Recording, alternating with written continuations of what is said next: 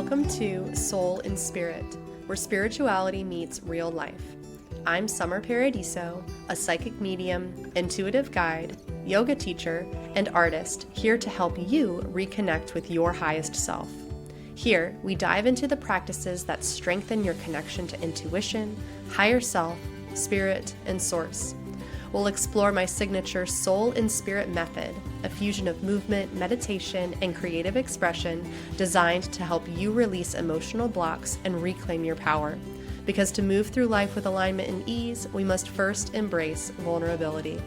Whether you're just spiritually curious or fully immersed in the ocean of woo-woo, this is your space to explore grounded spirituality. Expect soulful convos, real-life stories, creative tangents, and grounded practices to support your transformation. So take a deep breath, grab your coffee, tea, or whatever keeps you sane, and let's explore how to bring more magic, meaning, and soul alignment into your everyday life. Let's do this. Hello, beautiful soul, and welcome to today's episode of Soul and Spirit. I'm your host, Summer Paradiso, and I'm coming to you for a solo episode today. And it's been a second since I've done a solo episode. We've had some amazing guest speakers on the podcast, and today you have me. I'm feeling compelled to share some things that have been going on in my life recently, as well as talk about something very specific. The first thing I want to share is that I can now exhale and not feel a tremendous amount of anxiety because we have now gotten a fence around our pool. I don't know why I feel compelled to share this with you. It's been a year in the making. It's one of those things that was on my mind to do. We moved into this house last year, and at that point I had a 2-year-old and 3-year-old, and we went in the pool, and there's some people who are judging me like, I can't believe you didn't get a fence when you moved in that second. Yeah, I mean, I can't either.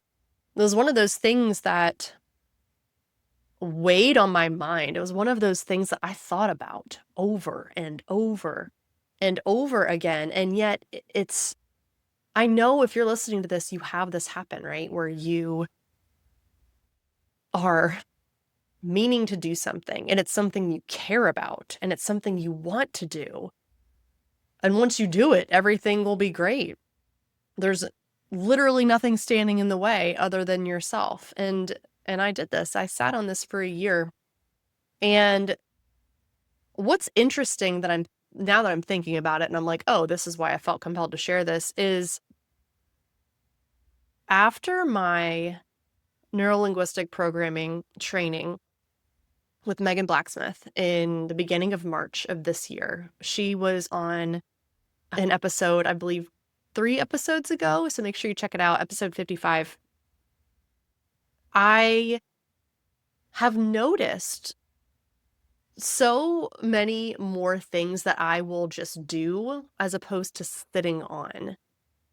And I won't get too in the weeds of this for this episode.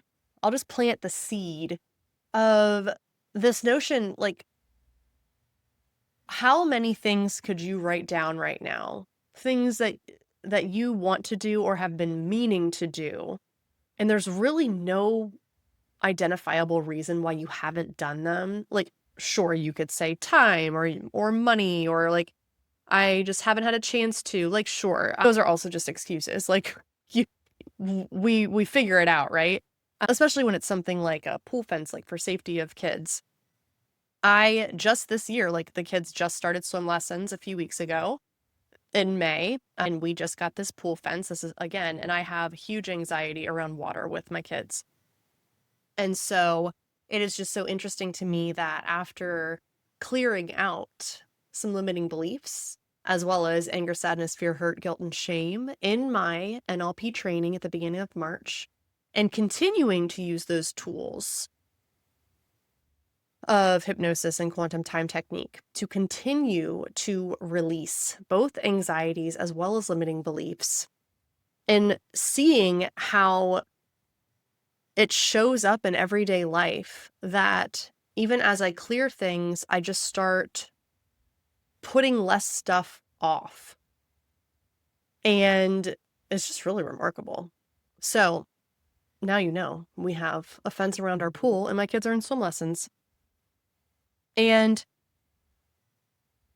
that's a whole other thing too, because swim lessons they're wonderful. They go to Aqua Tots, highly recommend. They get to work with an instructor. It's only 4 kids to a class. They sit in this little bench in the pool, and their instructor takes them one by one to go underwater. And man, they dunk those kids. They dunk those kids underwater. My son loves it, so much so that he is that kid in class who is splashing and not following directions because he's off to the side instead of sitting with his back to the wall, which honestly sounds boring. Like, I don't blame him, but he's out there trying to go under when it's not his turn. He's trying to float on his back when it's not his turn. He's like a little merman. Whereas my daughter, the first day, was screaming bloody murder as they pressed her underwater. Now, these are trained people. They do this. If you have seen any sort of ISR classes, like they're learning how to hold their breath. They've been to 3 lessons. She has not screamed to go underwater. She's gotten used to it. She still doesn't love it. She likes being like a shallow, like a lagoon mermaid, as opposed to my son, who he's like deep sea mermaid status. So that's what we're doing right now. And then another thing too is I don't know if anyone else has been feeling this rearranging energy. It's like this moving into summer shift. I feel like I've been sprinting the whole beginning part of this year, and now I feel like I am nesting. There's some sort of nesting. Now, I don't know if this is just me and my summer season getting ready, or just craving some new energetic vibes in my studio, but I have a recliner up in my studio. I cleared out some shelving, got rid of a whole bunch of stuff. I'm going to be getting rid of a whole bunch of art, which some people might be mortified by, but like I like literally get rid of it. Like, I'm going to put it up on Buy Nothing for people to just take. Because it's older stuff, I don't really want it, and it feels really good to clear out old artwork because I get inspired to create new artwork. That's just kind of the vibe I'm riding right now. Another thing I'm pretty excited about right now is the fact that I'm going to do a private podcast. This will be my first time doing it. It will be an experiment.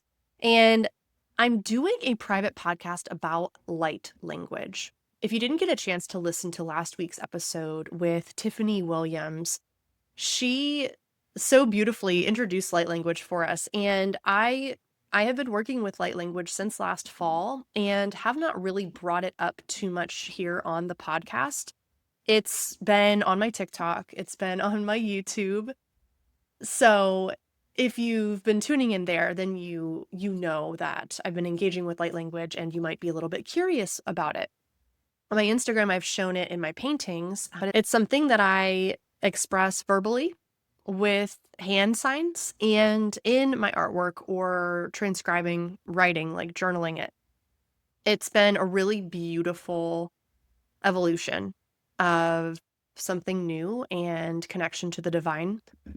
It's a little bit out there for some people. It definitely startled me when it first came through. And so I am doing this private podcast series so that it can be completely dedicated to light language, to understanding what it is, how to use it, how to get your own light language, with some sneak interviews of some of my light language sisters. So if you are interested in knowing more about light language, the language of the soul, then please click the link in the show notes to sign up for the wait list for when I do this private podcast, because I'm going to drop it all at one time so that you can binge it.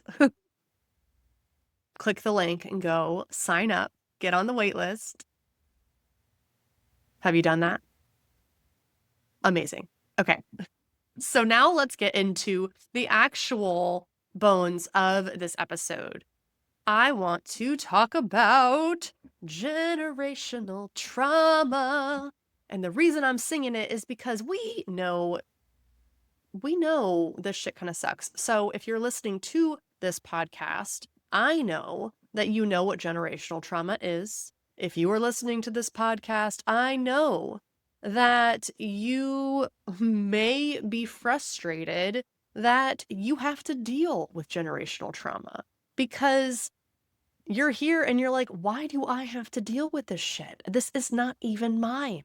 And yes, it's not yours. And you have probably heard someone say, a person in the healing industry or me at some point or someone on Instagram say, you get to be the cycle breaker.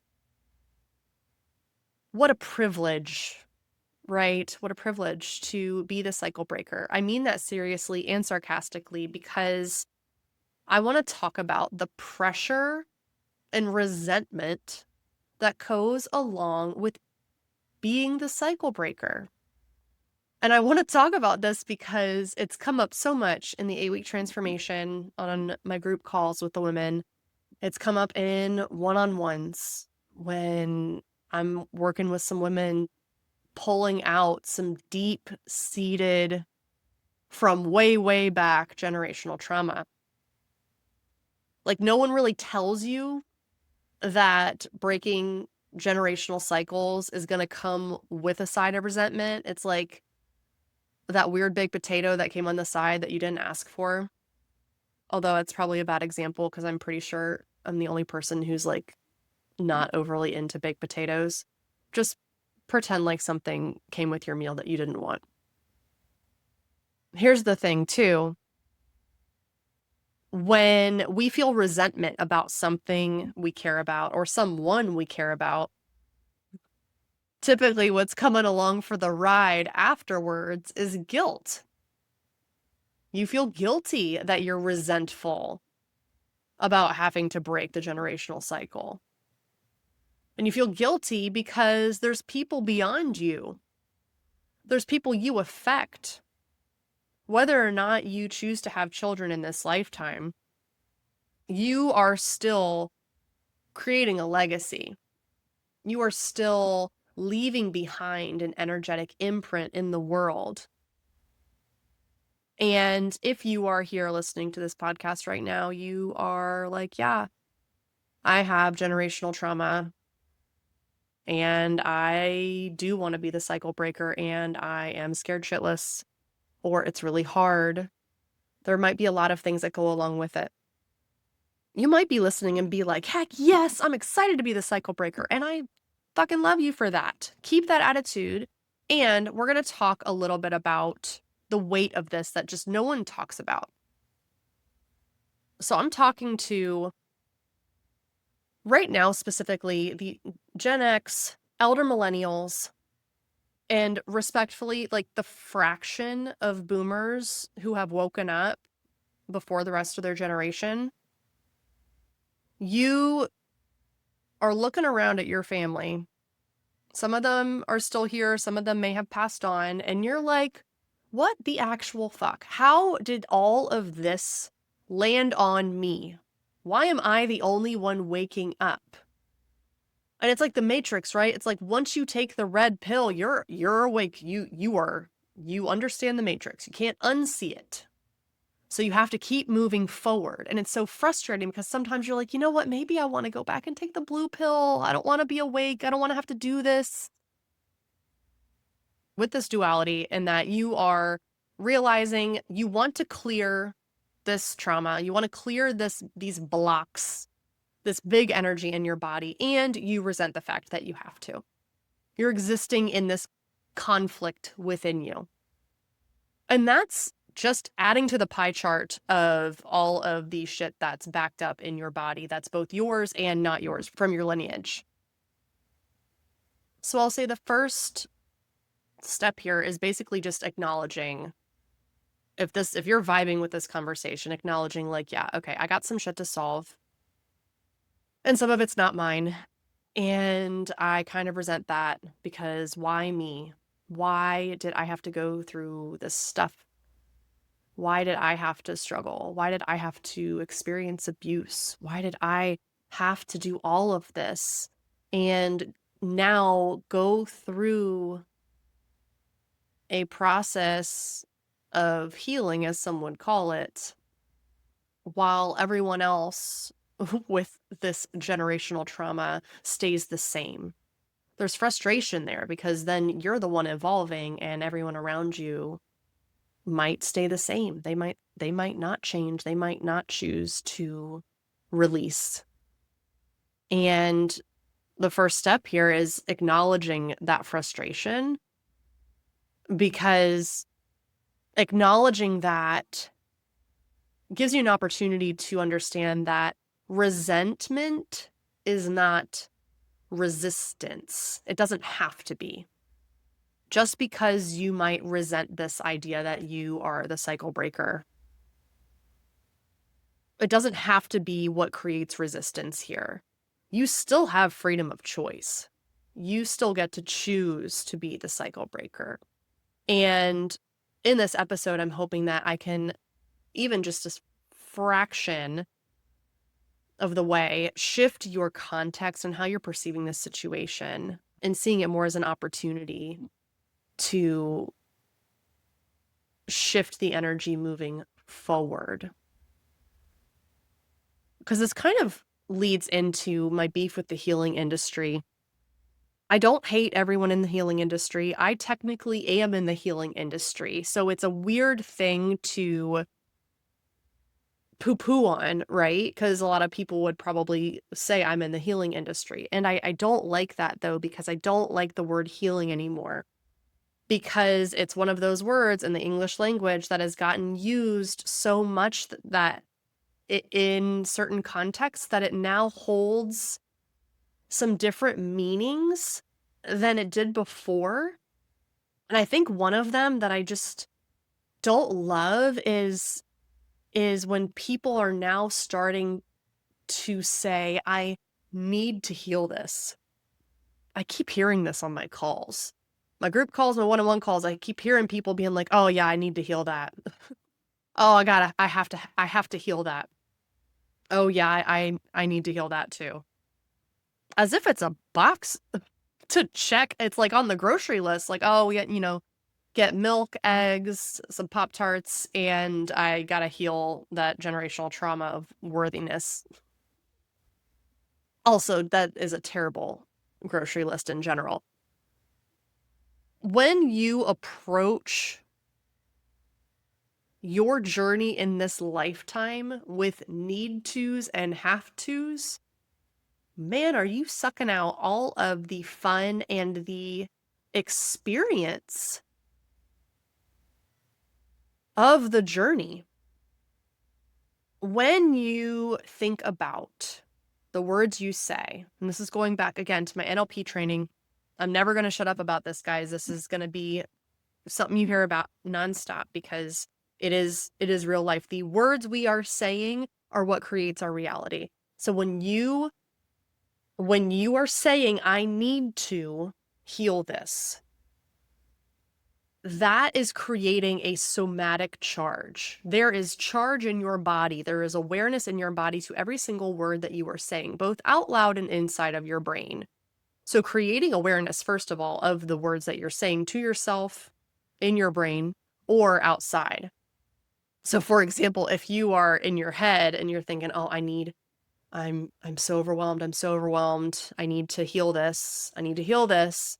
But you're not saying it out loud. Don't think that you got out of it, that you're not, gaslighting yourself because you're not saying it out loud. The voice in your head still counts. The words that you are using in your mind are what are informing your reality and what is possible in the future.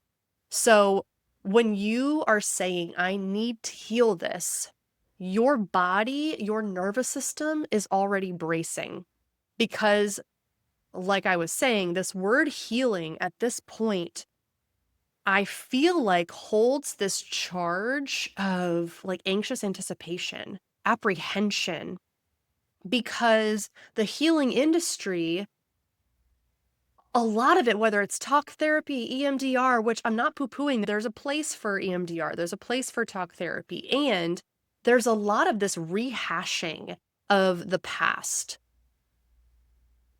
in some of these lines of healing work where people are like have to go back to a traumatic event and re-experience it. Now, I've not personally done EMDR. I've heard experiences from others. It sounds really intense. And again, if it works and you are no longer have a trauma response, that's amazing. I love that for you. Please do what works for you, because I'm also going to be the person to say that no one size fits all. Everyone has a unique thumbprint and everyone has a unique way of being able to evolve on their journey on earth. And I do know people too who have done EMDR and are still struggling so hard. And I'm here to fight that it does not have to be traumatic to heal.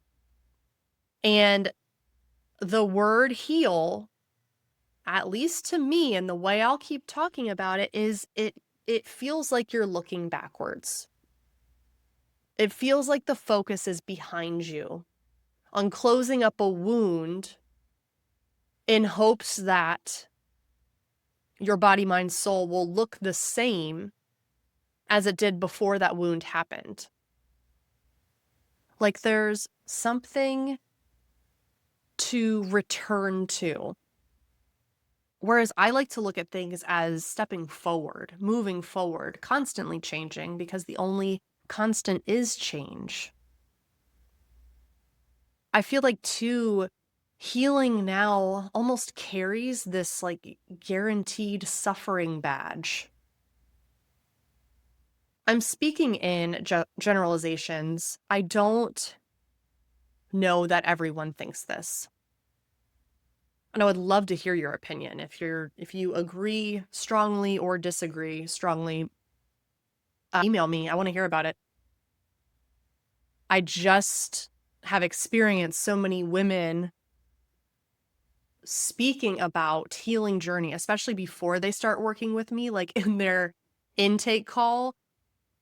There is this pressure they put on themselves to heal, and this anxious anticipation of suffering.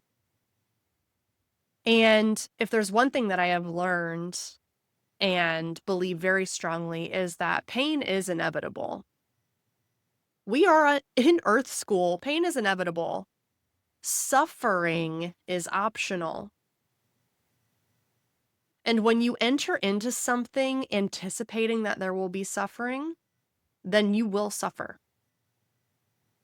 If you can shift the words that you're using in your mind, the language of your subconscious, to understanding that there will be resistance, there's an opportunity there to not suffer.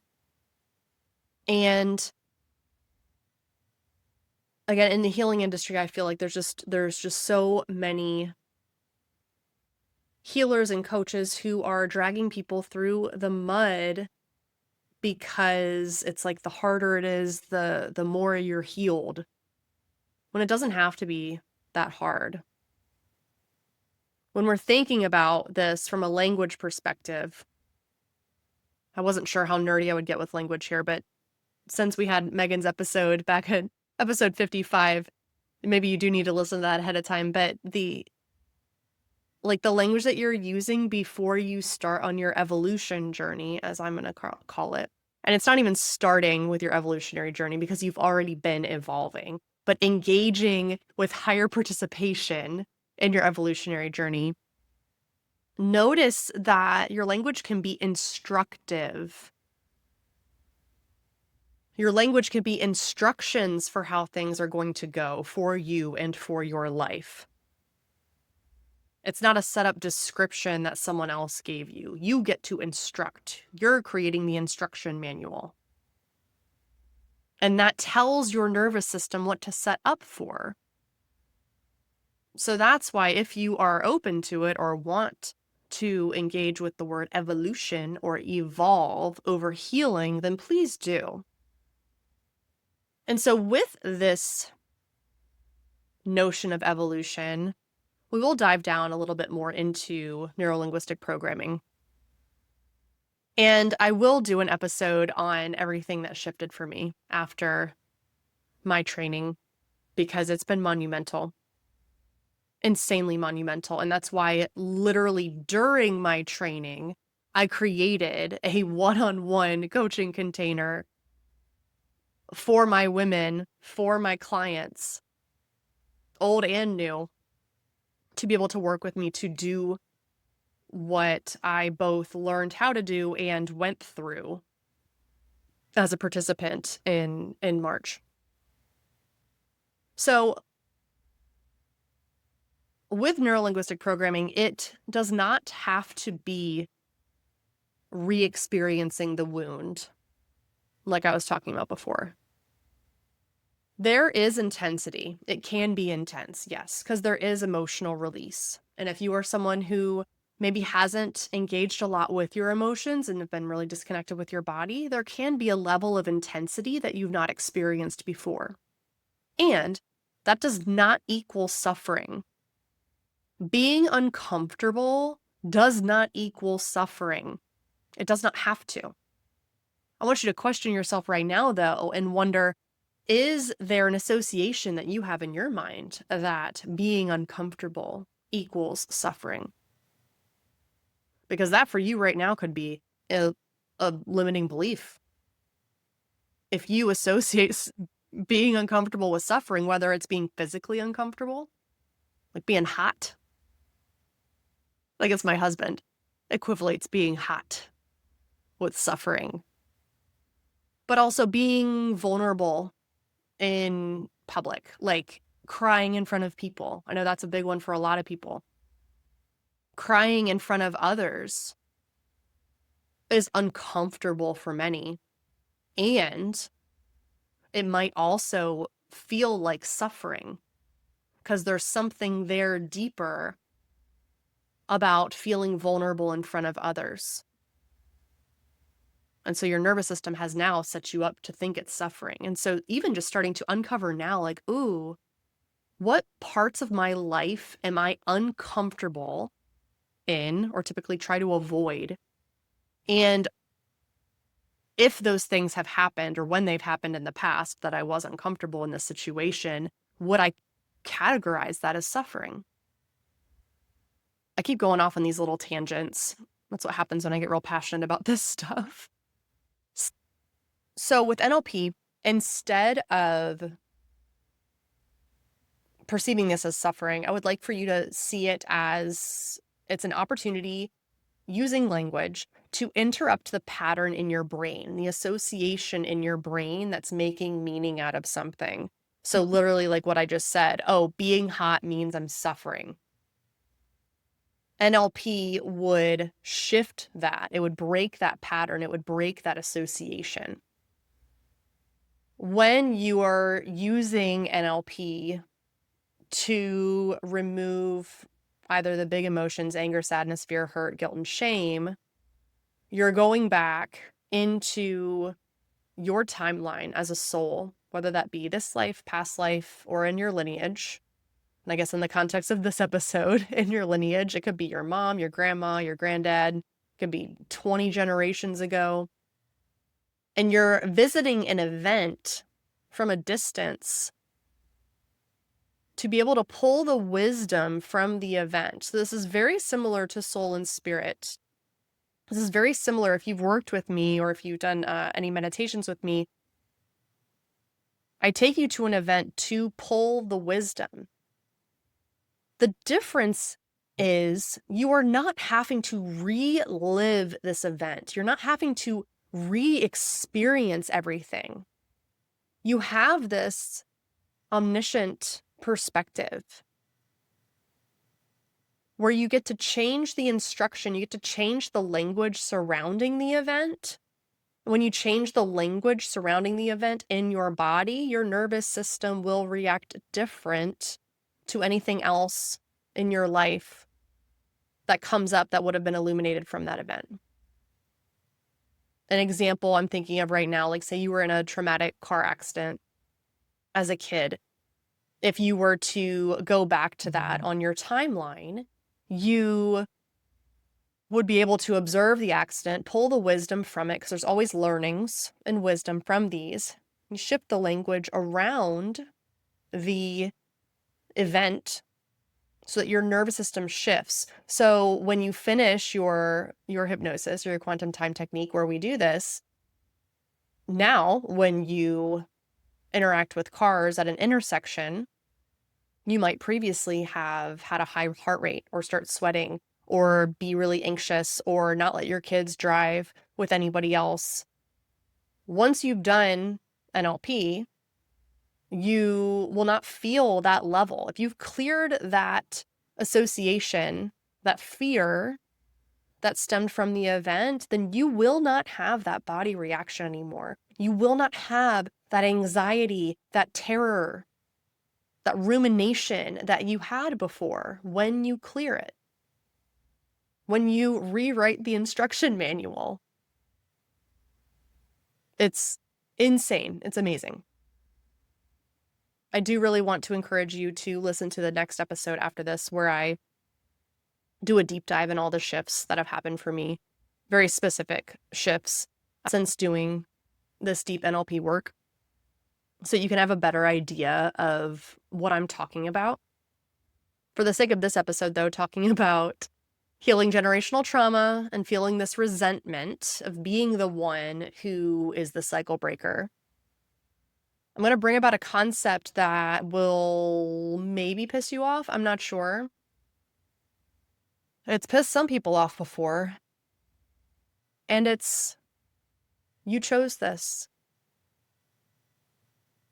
Your soul chose to be here now. This is hard. And you might want to strangle me through your speaker right now or your headphones because you might have experienced something really terrible. Something unimaginable, maybe something you've never shared with anyone else. And there's people in this world who are experiencing horrible things. And from my understanding and my learnings from my mentors, other mediums, other people who are connected to the ethers, to the galactic, other people who are pulling information from source.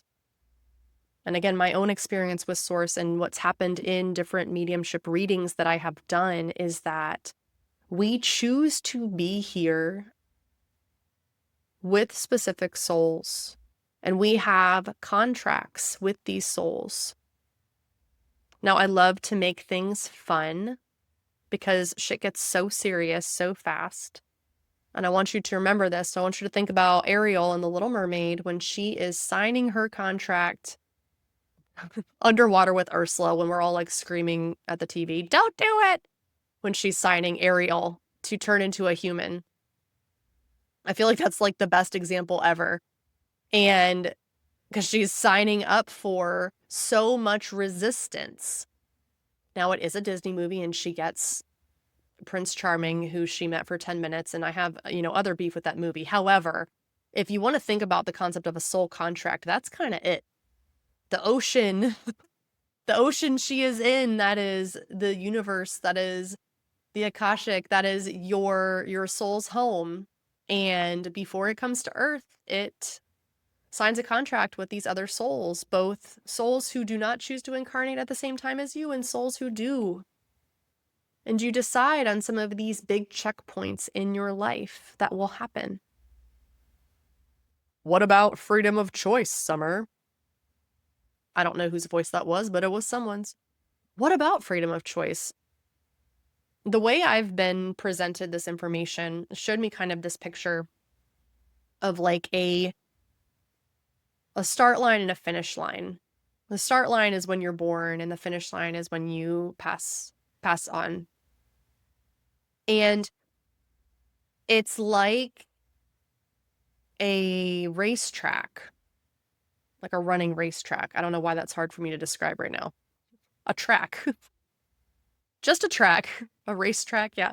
Just a track with the different lanes. And there's a person on each lane that is incarnated with you. So, I mean, just this is probably a very long racetrack because you know a lot of people in your life, right? And there are different hurdles set up on the racetrack at different points. And one hurdle might be grief, like immense grief. And so for some, that hurdle might be really early. For some, that might be really late or in the middle. For some people, they might have like 6 hurdles in a row. And the specific grief that happens, whether it's, losing a pet, losing a parent, losing a friend, losing a home to a fire, like there's so many different types of grief. It either happens at that point and they jump over the hurdle and they're moving on down the track to the next checkpoint, or maybe they dodge it. Because freedom of choice, there's opportunities for you to take all sorts of different avenues in life. And so perhaps they dive into someone else's lane. And what happens though is there's just going to be another opportunity to experience whatever that checkpoint is. Grief, love. I mean, they can be positive too. There's just these different pocket scenario opportunities that you can experience. And if you dodge them through freedom of choice, they come back in a different way for you. These lessons that you can learn, and you're choosing who's running alongside you. And they interact with you and affect you. There was someone I read for recently whose son had passed away. And that one's hard. That one's excruciating. Especially now as a parent, this concept of losing a child is horrendous. And if you are someone who has lost a child, I am so sorry, because you probably want to strangle me as you listen to me talk about this. Because how could you sign up for that? How could you possibly choose that? The message that came through on that one, and that has come through on other readings where it has been a child who has passed, is that they got the easy way out. I'm laughing not because it's funny, but it's so interesting, and they're like, I'm good. You were the one who volunteered as tribute to experience these emotions, this complex, profound grief, to up-level your soul, to pull wisdom that you know is there, and perhaps share it with others. So for those of you who have experienced, whether it is profound grief or these like very complex scenarios, abuse, horrendous relationships, deaths, just constant adversity, or if you have an ACEs score of 10 and you're like, I just don't know how I could have signed up for this, or I just don't know if I've already gone through with this much pain, how could I possibly remove this from my body? How could I possibly get through this? And then thinking about anything your parents went through, your grandparents, great-grandparents, all of that on top of what you've experienced, you might still be asking, how could I possibly get through all of that? And if you are saying that, if you are feeling the resistance, then you likely have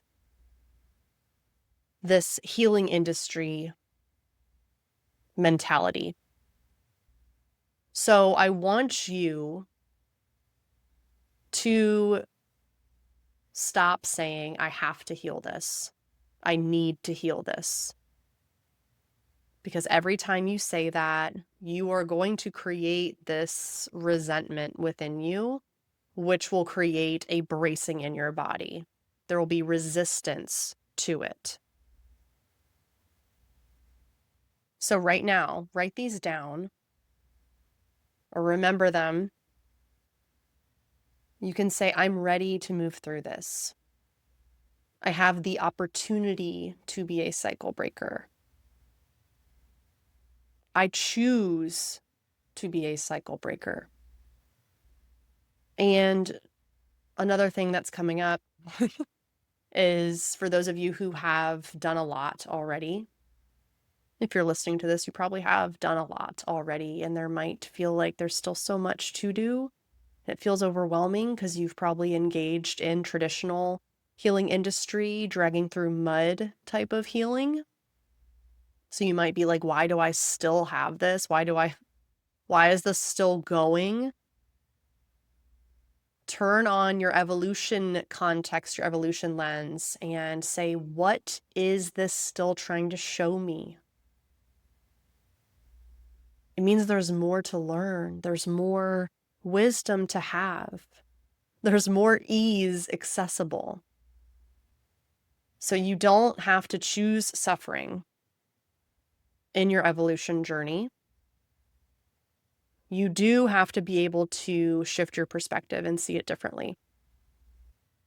So start paying attention to the language you're using around yourself in regards to stepping into a new version of you. And if you need to chat about your evolution journey or how to turn your healing journey into an evolution journey, feel free to click the link in the show notes for a very free connection call with me. And I can very specifically point out some of the language patterns that are preventing you from engaging in your own evolution and staying stuck in the healing hamster wheel. I really appreciate you guys going on this interesting rant with me today. And remember always that you have freedom of choice. You get to choose everything. I'll chat with you next week. Talk soon.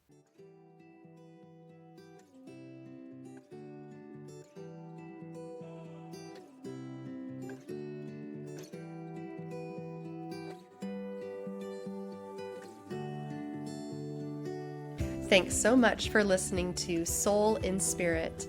If this episode moved you, sparked something, or just made you feel a little more like yourself, I'd be so grateful if you left a review or shared it with someone you love. It helps more souls find this space and join us in raising the collective vibration. If you have questions, thoughts, or just want to share what came up, I'd love to hear from you. DM me on Instagram or email me anytime. Until next time, stay grounded, stay open, and keep showing up, because the real magic shows up when you do. With so much love.